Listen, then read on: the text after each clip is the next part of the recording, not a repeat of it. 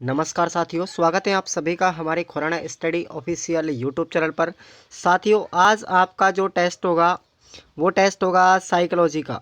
ठीक है ना। रीट लेवल 1 और रीट लेवल 2 दोनों के लिए है और ये हमारा चौथा मॉडल पेपर होगा। तो आप सभी साथी इन 30 प्रश्नों में से कितना प्रश्न कर पाते हो आप लोग कमेंट बॉक्स में ज़रूर आंसर दीजिएगा। आज का ये मॉडल पेपर बहुत ही ज़्यादा इम्पोर्टेंट है और इसमें हमने इस मॉडल पेपर के अंदर हमने उन प्रश्नों को भी शामिल किया है जो पिछली परीक्षाओं के अंदर भी पूछे गए हैं और सभी राज्यों के जितने भी टेट एग्ज़ाम हुए उनमें भी पूछे गए हैं। तो साथियों, आपका पहला प्रश्न है, किशोर अवस्था को शैश अवस्था का पुनरावर्तन किसने कहा है? यानी कि शैश अवस्था को यानी किशोर अवस्था को शैश अवस्था का पुनरावर्तन किसने कहा है? तो भाई आपको परिभाषा याद रखनी है। किसने दी थी ये परिभाषा? रॉस ने दी थी। किसने दी थी? रॉस ने दी थी। आप सभी को ये याद रखना है। उसके बाद नेक्स्ट क्वेश्चन आता है हमारा प्रश्न नंबर 2। इस प्रश्न नंबर 2 का आप लोगों को याद रखना है जवाब क्या होगा भाई, कि निम्नलिखित अवस्था में से लड़कियों का कद तेजी से बढ़ता है। साथियों, प्रश्न नंबर 2 को ध्यान से पढ़िएगा कि भाई वह कौन सी अवस्था है जिसमें लड़कियों का कद जो है वो तेजी से बढ़ता है। तो प्रश्न संख्या 2 का राइट आंसर होगा आपका 11 वर्ष से लेकर के 14 वर्ष की उम्र के बीच में लड़कियों का कद बहुत ही तेजी से बढ़ता है। अगला प्रश्न होगा प्रश्न नंबर 3 पर चलते हैं। हाँ जी, ये बताइए आप लोग कि 4-5 शब्दों के सरल वाक्य बोलने की लगभग अवस्था कौन सी है? यानी बच्चा 4-5 शब्द बोल लेता है, सरल वाक्य बोलने की जो अवस्था है वो कौन सी होगी? बताइए आप लोग। 2 वर्ष, 3 वर्ष, 2.5 वर्ष या फिर 3.5 वर्ष? तो प्रश्न संख्या 3 का आप लोग राइट आंसर रखेंगे याद दोस्तों। आपका सही ऑप्शन हो जाएगा बी। बी ऑप्शन हो जाएगा, यानी 3 वर्ष की उम्र में बच्चा 4-5 शब्दों के सरल वाक्य बोलने लग जाता है। क्लियर। अगला प्रश्न देखिएगा, प्रश्न संख्या 4। प्रश्न संख्या 4 का जवाब देंगे आप लोग कि मानसिक विकास के दृष्टिकोण से जीवन का सबसे महत्वपूर्ण काल कौन सा माना गया है? प्रश्न संख्या 4 में देखिए दोस्तों, शैशव काल, पूर्व किशोर अवस्था, उत्तर किशोर अवस्था या फिर बाल्या अवस्था? तो इस प्रश्न का सही आंसर होगा आपका, याद रखना है आपको, प्रश्न संख्या 4 का सही जवाब हो जाएगा आपका ऑप्शन ए। यानी सीखने की दृष्टि से, मानसिक विकास की दृष्टि से जीवन का सबसे महत्वपूर्ण काल कौन सा है? शैशव काल। यानी बच्चे का मानसिक विकास जो होता है पूर्ण आपका शैश अवस्था में ही हो जाता है। क्लियर। अगला प्रश्न देखिए, प्रश्न नंबर 5। 30 प्रश्न होंगे और 30 ही प्रश्न बहुत ज़्यादा इंपॉर्टेंट होंगे। आप सभी को एक एक प्रश्न को ध्यान से दिमाग में फिक्स करना है और किस प्रश्न का क्या जवाब होगा ये भी आपको याद रखना है। परिभाषाएं भी आपको ठीक से याद कर लेनी है। और प्रश्न संख्या 5 है कि गर्भस्थ शिशु में सांस लेने की प्रक्रिया किस सप्ताह से शुरू होती है? बताइए। प्रश्न संख्या 5 का सही जवाब होगा आपका डी ऑप्शन। यानी कि बच्चा जब गर्भ के अंदर होता है तो वो 16 सप्ताह की उम्र का बच्चा, गर्भ में ही 16 सप्ताह की उम्र का जब हो जाता है तो वो सांस लेना प्रारंभ कर देता है। यानी आपका यहाँ पर डी ऑप्शन राइट हो जाएगा। क्लियर। अगला प्रश्न संख्या 6 पर ध्यान देंगे। चलिए भाई, कि ज्ञानेंद्रियों के विश्राम की अवस्था मानी गई है। ज्ञानेंद्रियों के विश्राम की अवस्था मानी गई है। चलिए, इस प्रश्न का क्या जवाब होगा? जन्म से 1 वर्ष, जन्म से 1 माह, जन्म से 1.5 वर्ष या जन्म से 1.5 माह? क्या होगा? इस प्रश्न का सही जवाब बताइए। तो प्रश्न संख्या 6 का राइट आंसर हो जाएगा आपका ऑप्शन ए। जन्म से 1 वर्ष की बात कर रहा है, जन्म से 1 वर्ष की बात कर रहा है, यानी 0 से लेकर के 1 वर्ष की अवधि को मानते हैं दोस्तों ज्ञानेंद्रियों के विश्राम की अवस्था। इस अवस्था के अंदर बच्चे की जो ज्ञानेंद्रियां होती हैं वो पूर्णतः विश्राम अवस्था में आ जाती हैं। क्लियर। अगला प्रश्न नंबर 7। दोस्तों, यदि आप लोगों को वीडियो अच्छा लगा और ऐसे ही आप लोग प्रतिदिन प्रश्न पढ़ना चाहते हैं तो वीडियो को आप लोग लाइक करना मत भूलिएगा दोस्तों, बिल्कुल थंबनेल दबा दीजिएगा, वीडियो को दोस्तों में शेयर भी करना मत भूलिएगा। क्लियर। चलिए आगे पढ़ते हैं, प्रश्न नंबर 7 पर बढ़ते हैं कि विवेचना रहित विचार की अवस्था मानी गई है। विवेचना रहित विचार की अवस्था मानी गई है। प्रश्न संख्या 7 का सही जवाब हो जाएगा आपका ऑप्शन ए। 4 वर्ष से लेकर के 7 वर्ष के बीच में विवेचना रहित विचार की अवस्था मानी गई है। आपका ऑप्शन ए राइट हो जाएगा। अगला प्रश्न संख्या 8 देखिए, आपको 30 प्रश्न मिलेंगे डेली पढ़ने के लिए, कोई दिक्कत वाली बात नहीं है, आसानी से पढ़िएगा और आराम से अपने मॉक टेस्ट सीरीज़ का आनंद लीजिएगा। और पीडीएफ आपको इसकी बिल्कुल फ्री मिलेगी। पीडीएफ भी आपको टेलीग्राम की लिंक डिस्क्रिप्शन बॉक्स में दी गई है, वहाँ से आप लोग फ्री ले सकते हो। चलिए प्रश्न संख्या 8, बाल्यावस्था प्रतिद्वंदात्मक का समाजीकरण है, ये कथन किसने कहा था साथियों? कि भाई बाल्यावस्था जो है प्रतिद्वंदात्मक समाजीकरण की अवस्था है, ये किसने कहा था? तो प्रश्न संख्या 8 का आपको राइट आंसर रखना है याद, किलपैट्रिक साहब ने। किसने रखा? किलपैट्रिक साहब ने ये कथन कहा था। तो आपका सी ऑप्शन करेक्ट हो जाएगा। अगला प्रश्न नंबर 9 पर चलते हैं। याद रखेंगे एक एक प्रश्न, बहुत ही ज़्यादा इम्पॉर्टेंट है। सभी प्रश्न मैंने बहुत ही बारीकी से लिए हैं और आपको ऐसे ही 200 मॉडल पेपर में आपको प्रोवाइड करवाऊंगा, टेंशन मत लीजिएगा। साइकोलॉजी एकदम बिल्कुल अच्छे से याद हो जाएगी आपके लिए। देखिए प्रश्न संख्या 9 है, प्राय बालक चलना किस वर्ष की अवस्था में सीख लेता है? यानी प्राय बच्चा चलना किस उम्र में सीख लेता है, किस अवस्था में जाकर के बच्चा चलना सीख लेगा? ऑप्शन ए है आपका 1 वर्ष, ऑप्शन बी है 1.5 वर्ष, ऑप्शन सी है 2 वर्ष और ऑप्शन डी है 21 वर्ष। तो प्रश्न संख्या 9 का आपको राइट आंसर याद रखना होगा।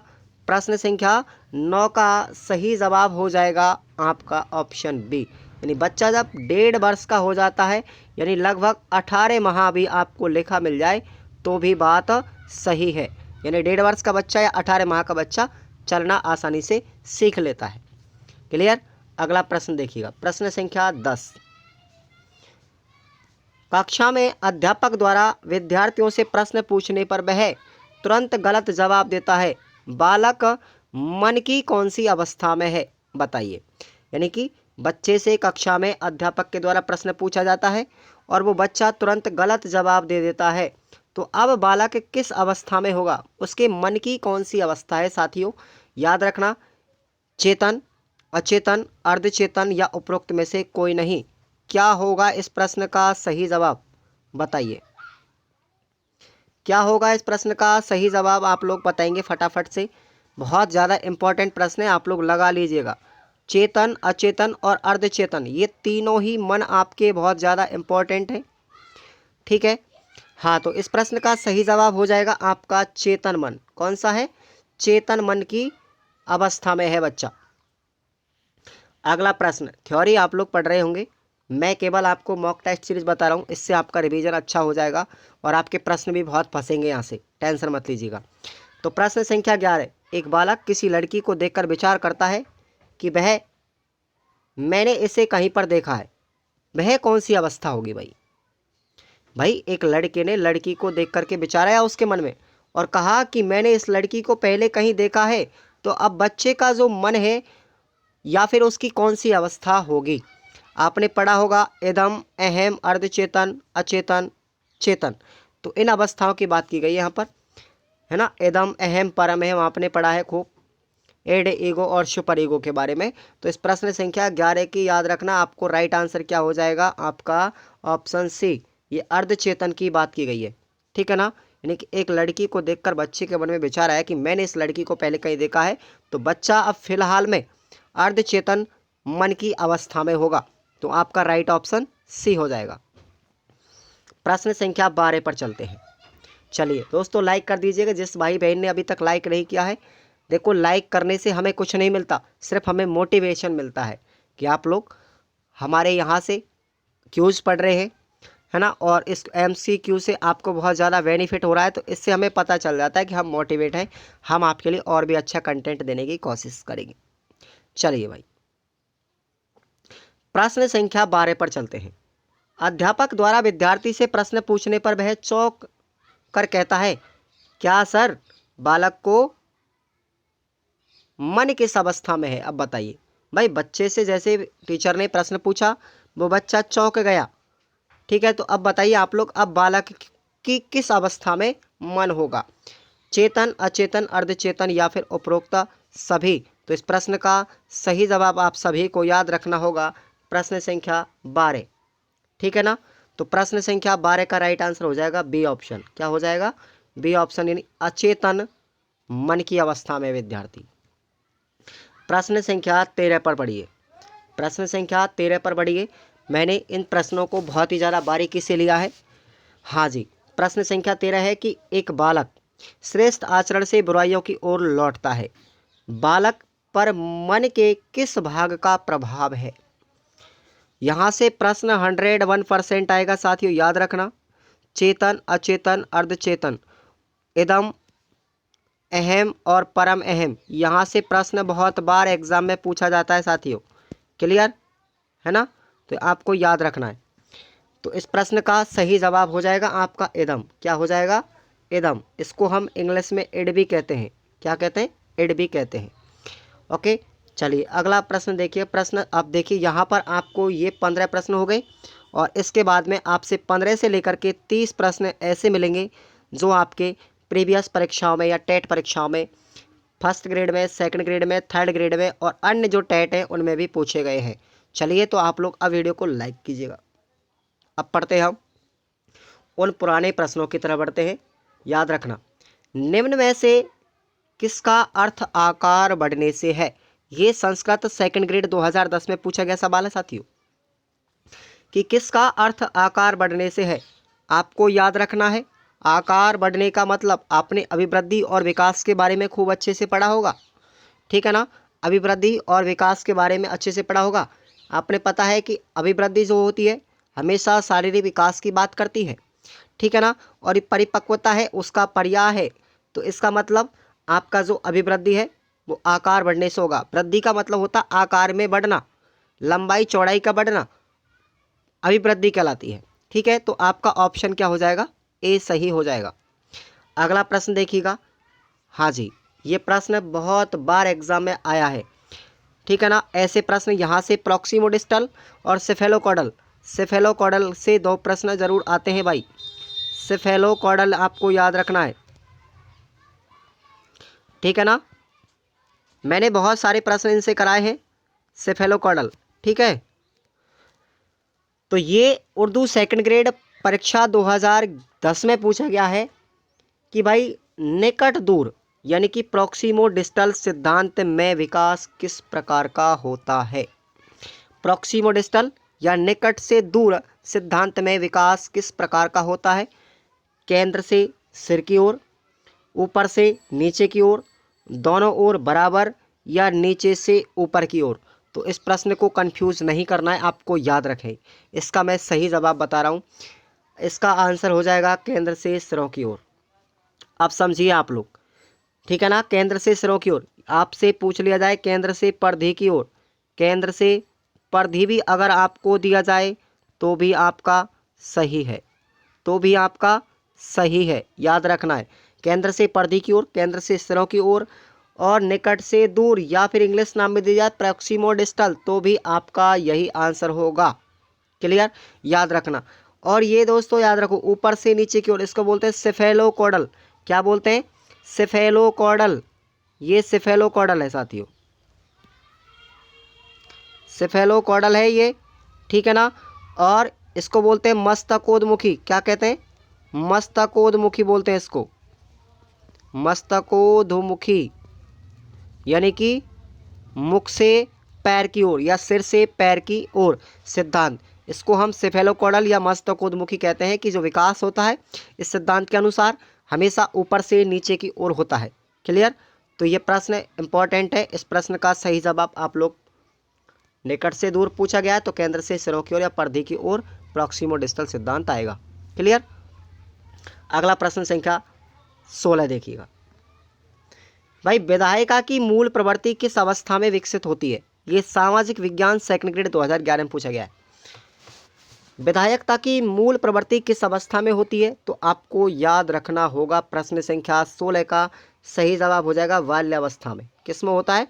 विधायकता की मूल प्रवृत्ति यानी मूल प्रवृत्तियां सबसे ज़्यादा प्रायोरिटी कहाँ पर होती है, सबसे ज़्यादा उत्तेजित कहाँ पर होती है? बाल्यावस्था में। D option. क्लियर। अगला प्रश्न देखिए, प्रश्न संख्या 17।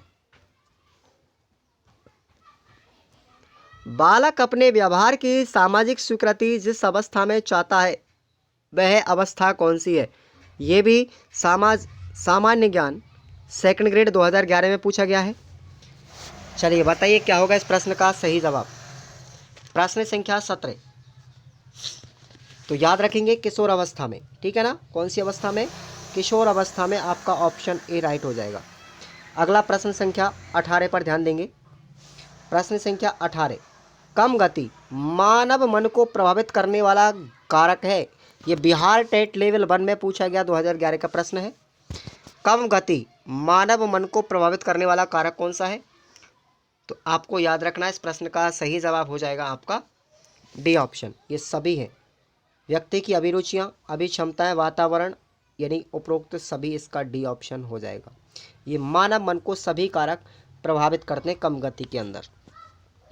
अगला प्रश्न संख्या 19 पर ध्यान देंगे। मैं पुराने टेट के अंतर्गत जितने भी टेट हुए स्टेटों के सभी प्रश्नों को लेकर आऊँगा आपके लिए। जितने भी अब तक एग्ज़ाम हुई हैं सबके प्रश्न मैं आपको साइकोलॉजी से कवर करवाऊँगा।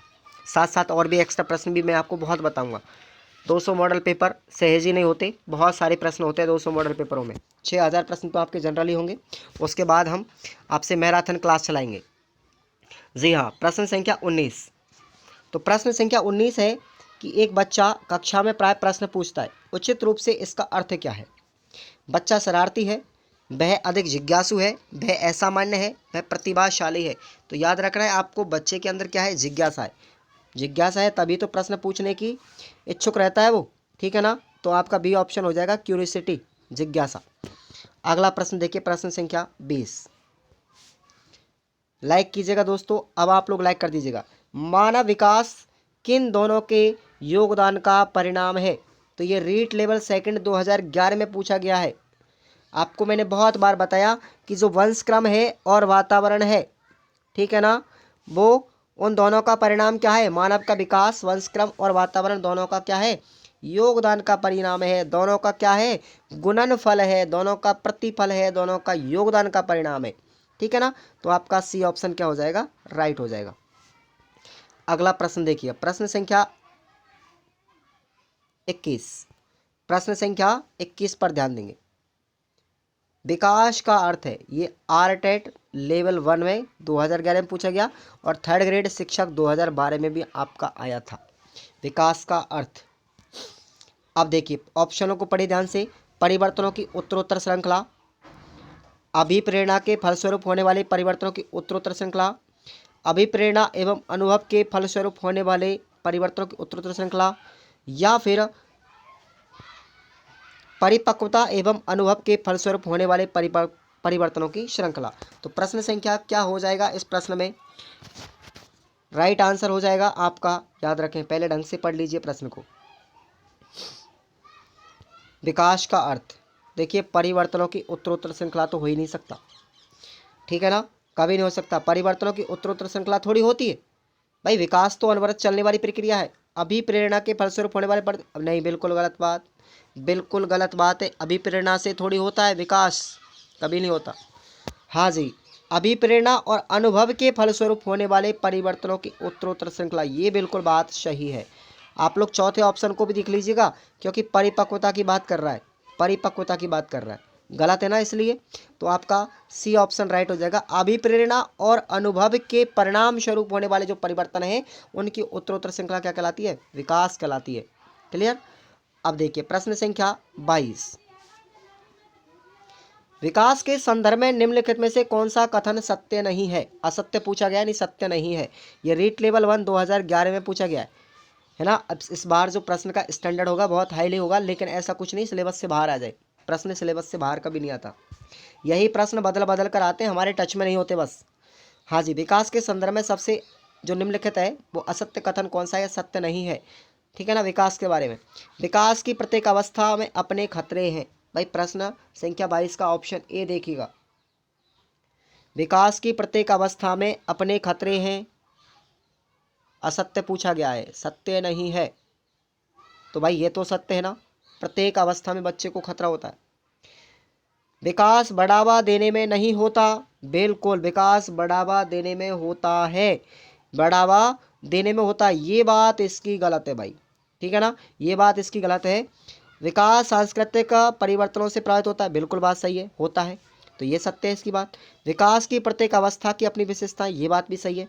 लेकिन देख लो ये तीनों ही कथन, ऑप्शन ए, ऑप्शन सी और ऑप्शन डी, तीनों ही कथन सत्य हैं। असत्य कौन सा है आपका, बी ऑप्शन, विकास बढ़ावा देने से नहीं होता। भाई विकास तो बढ़ावा देने से होता है, इसमें पूछा असत्य नहीं होता, तो इसकी बात गलत है ना, नहीं आ गया, नकारात्मक वाक्य हो गया, तो आपका बी ऑप्शन क्या हो जाएगा, राइट हो जाएगा। क्लियर। अगला प्रश्न देखिएगा, प्रश्न क्लियर होना चाहिए, कोई दिक्कत नहीं आनी चाहिए। प्रश्न संख्या 23, 6 से लेकर के 10 वर्ष की अवस्था में बालक रुचि लेना प्रारंभ कर देता है। ये आरटेट लेवल 1 में 2011 में पूछा गया है, यानी 6 वर्ष से लेकर के 10 वर्ष की अवस्था में बालक रुचि लेना प्रारंभ कर देते हैं। धर्म में, मानव शरीर में, यौन संबंधों में, विद्यालय में। प्रश्न संख्या 23 का डी ऑप्शन हो जाएगा भाई। याद रखना कौन सी अवस्था हो गई, ये बाल्यावस्था की बात हो रही है। बाल्यावस्था में बच्चा कहाँ जाता है, विद्यालय तो जाता है। ठीक है ना, विद्यालय प्रवेश की अवस्था हो गई 6 वर्ष से लेकर के 10 वर्ष के बीच में। ठीक है ना, या 12 वर्ष कर लो तो बाल्यावस्था होती है 6 से 12, तो 6 से 10 से पूछेगा तो बाल्यावस्था, इसका मतलब 6 वर्ष से ऊपर बच्चा विद्यालय प्रवेश करने के लायक हो जाता है, तो डी ऑप्शन आपका करेक्ट हो जाएगा। प्रश्न संख्या 24, चलिए थम्स अप कर दीजिए दोस्तों, आप तो प्लीज़ आप सभी लोग थम्स अप कर दीजिए। अच्छा, निम्नलिखित में से कौन सा व्यवहार भावात्मक बाधा को प्रदर्शित नहीं करता है। दोस्तों ये लाइव प्रीमियरिंग है, इसका उद्देश्य ये नहीं है कि मैं आपको लाइव आकर ही आप लोगों के लिए चीज़ें बताऊं, आपको सिर्फ टेस्ट देना है, आपके कितने सही है, आपको प्रश्न को पढ़ना है, उत्तर भी आपको देना है। ठीक है ना, और यदि कोई प्रश्न में त्रुटि होती है तो आप लोग मुझे कमेंट कीजिएगा, मैं उसमें सुधार करने की कोशिश करूंगा। हालांकि एक भी प्रश्न का कोई त्रुटि मिलेगी नहीं आपके लिए, इंपॉर्टेंट प्रश्न है, सभी एग्जामों की दृष्टि से महत्वपूर्ण है। प्रश्न संख्या 24 पर ध्यान दीजिए, निम्नलिखित में से कौन सा व्यवहार भावात्मक बाधा को प्रदर्शित नहीं करता है, बताइए। रीट लेवल आर टेट में पूछा गया है, लेवल 1 2011 में। तो प्रश्न संख्या 24 में स्वालीनता की बात की गई यहाँ पे। भाई भावात्मक बाधा को प्रकट नहीं करता, देखो बाल अपराध ये बिल्कुल भावनात्मक चोट पहुंचाता, गलत बात है। कमजोरों को डराने वाला ये भी गलत बात है, भगोड़ापन ये भी गलत बात है। ये सब भावात्मक तरीके से किसी न किसी को अपराध बोध करवाते, पीड़ा पहुंचाते। लेकिन स्वालीनता यानी अपने आप में स्वाधीनता, स्वाभिमान, अपने आप पर विश्वास, ये कभी भी किसी को भावात्मक तरीके से पीड़ित नहीं करता है। तो आपका डी ऑप्शन क्या हो जाएगा, स्वाधीनता सही हो जाएगा, या स्वाधीनता एक ही बात है। प्रश्न संख्या 25, भाई प्राथमिक विद्यालयों के बालकों के लिए निम्नलिखित में से किसे बेहतर माना गया है। यदि प्राथमिक स्तर की बात की जा रही है, बच्चा किस में, प्राथमिक स्तर में, यानी कक्षा 1 से लेकर के 5वीं तक के बच्चों की बात की जा रही है, तो उन बच्चों के लिए सबसे बेहतर तरीका कौन सा है सिखाने के लिए। वीडियो, अनुकरण, प्रदर्शन, स्वयं द्वारा किया गया अनुभव, या फिर उपरोक्त सभी, बताइए। प्रश्न संख्या 25 का राइट आंसर याद रखिएगा, प्राथमिक बच्चे। भाई वीडियो, अनुकरण ये भी गलत बात है, बच्चे जानेंगे क्या वीडियो वगैरह। प्रदर्शन भी हम उनको नहीं कर सकते, और स्वयं के द्वारा किए गए अनुभव, बच्चे खुद लर्निंग बाय डूइंग, याद रखें आप लोग, लर्निंग बाय डूइंग के माध्यम से बच्चे जल्दी सीखते हैं। ठीक है ना, लर्निंग बाय डूइंग ये भी आपको याद रखना है, यानी बच्चे स्वयं के अनुभव द्वारा जल्दी सीखते हैं। तो सी ऑप्शन आपका राइट हो जाएगा, प्राथमिक कक्षा विद्यालय की बात हो रही है। प्रश्न संख्या 25 के बाद 26 देखिएगा, आनुवंशिकता को सामाजिक संरचना माना जाता है। आनुवंशिकता को सामाजिक संरचना माना जाता है, प्राथमिक, गौण, गत्यात्मक या स्थिर। क्या होगा इस प्रश्न संख्या 26 का राइट आंसर, बताइएगा साथियों। जी हाँ, प्रश्न संख्या 26, तो भाई जो सामाजिक संरचना है ना, आनुवंशिकता को सामाजिक संरचना माना जाता है, यानी गौण माना जाता है। क्या माना जाता है, गौण माना जाता है। क्लियर, ऑप्शन बी आप लोग याद रखेंगे। अगला प्रश्न देखिए, प्रश्न संख्या 27, जी हाँ, निम्न में से कौन सा कथन विकास के संबंध में नहीं है? विकास के संबंध में नहीं है। प्रश्न बहुत ज़्यादा पूछे जाते हैं ऐसे कंफ्यूज करने वाले, ठीक है ना। तो देखिए, विकास प्रतिमानों की कुछ निश्चित विशेषताओं की भविष्यवाणी की जा सकती है, बिल्कुल सही बात है। ये तो आपसे पूछा, सत्य नहीं, असत्य कथन पूछा गया है, तो ये बात तो सही है। विकास का उद्देश्य वंशानुगत संभाव्य क्षमता का विकास करना है, ये बात भी बिल्कुल सही है। ऑप्शन डी देखिएगा, प्रारंभिक विकास के बाद के विकास से अधिक महत्वपूर्ण है, बिल्कुल बात सही है। यानी जो प्रारंभिक विकास होता है बच्चा, उसने बताया था, एक मनोवैज्ञानिक थे जिसका नाम आपको बताना है कि भाई बच्चा जो होता है प्रारंभिक 3 वर्षों में जितना सीखता है, ठीक है ना, प्रारंभिक 3 वर्षों में सबसे ज़्यादा सीखता है और बाद के वर्षों में कम सीखता है। यानी बच्चा जितना बाल्यावस्था से लेकर के किशोर अवस्था में सीखता है, उससे दुगना तो बच्चा शेष अवस्था में सीख जाता है, ठीक है ना। तो ये बात तो बिल्कुल सही है। तो आपका सी ऑप्शन गलत हो गया अब यहाँ पे। क्यों? कि विकास के विभिन्न क्षेत्रों में संभाव्य खतरे नहीं होते। अरे भाई होते हैं खतरे, तो विकास के सभी क्षेत्रों में होते हैं। किशोर अवस्था में भी होता है, बाल्यावस्था में भी होता है, शेष अवस्था में भी खतरे होते हैं। हर अवस्था के अंदर कोई ना कोई समस्या खड़ी होती है, हर खतरा होता है। इसमें किया गया है खतरे नहीं होते, इसका मतलब ये विकास के संबंध में गलत कथन है। आपका क्या हो जाएगा? सी ऑप्शन राइट हो जाएगा। प्रश्न संख्या 28 देखिएगा। चलिए, दूसरे वर्ष के अंत तक शिशु का शब्द भंडार कितना हो जाता है? ये छत्तीसगढ़ टेट लेवल सेकंड में पूछा गया है 2011 में। दूसरे वर्ष यानी बच्चा जब 2 वर्ष का पूर्ण हो जाता है तो उस शिशु का शब्द भंडार कितना होता है? बहुत टफ क्वेश्चन है, याद रखना है ऐसे प्रश्नों को, ठीक है ना। तो क्या हो जाएगा राइट आंसर? 100 शब्दों। यानी बच्चा जब 2 साल का हो जाता है तो वो 100 शब्दों को याद करने की क्षमता रखता है, ठीक है ना। अगला प्रश्न देखिए, प्रश्न संख्या 29वां।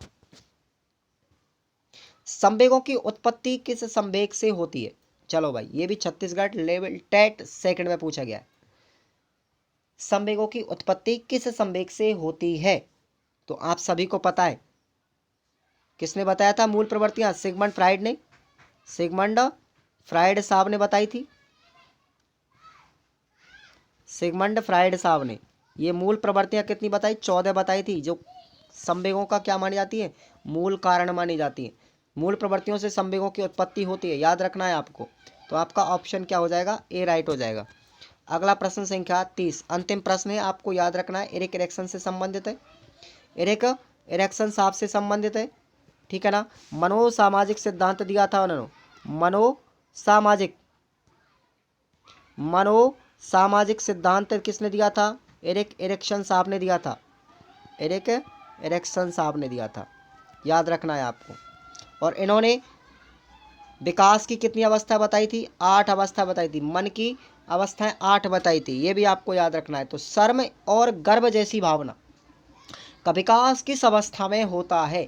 प्रश्न संख्या 38 का राइट आंसर होगा आपको बाल्यावस्था। किसमें होता है? बाल्यावस्था में होता है। आपका बी ऑप्शन क्या हो जाएगा? क्लियर हो जाएगा, ठीक है ना। तो साथियों, आपको इन 30 प्रश्नों में से कितने प्रश्नों के जवाब आए, आप सभी लोग कमेंट में ज़रूर लिखिएगा। और आप सभी वीडियो को लाइक कीजिएगा और अपने दोस्तों में भी शेयर करना मत भूलिएगा। यदि आप हमारे चैनल पर पहली बार आते हैं तो साथियों आप लोग सब्सक्राइब ज़रूर कीजिएगा चैनल को, क्योंकि मैं आपको प्रतिदिन ऐसी ही टेस्ट सीरीज ज़रूर लेकर के आऊँगा। आप लोग प्रतिदिन पढ़ेंगे। 9 बजे आपको साइकोलॉजी की टेस्ट सीरीज चलेगी और राजस्थान जीके की आपको याद रखना है 8 बजे आपको लाइव चलेगी। और ये साइकोलॉजी की आपको प्रीमियरिंग लाइव होगी। बस पढ़ना है हमें, कहीं से भी पढ़ ले, कोई दिक्कत नहीं होनी चाहिए। क्लियर? तो सभी थम्स अप कर दीजिएगा। बहुत बहुत धन्यवाद। मिलते हैं अगले टेस्ट के साथ में, तब तक के लिए जय हिंद, वंदे मातरम।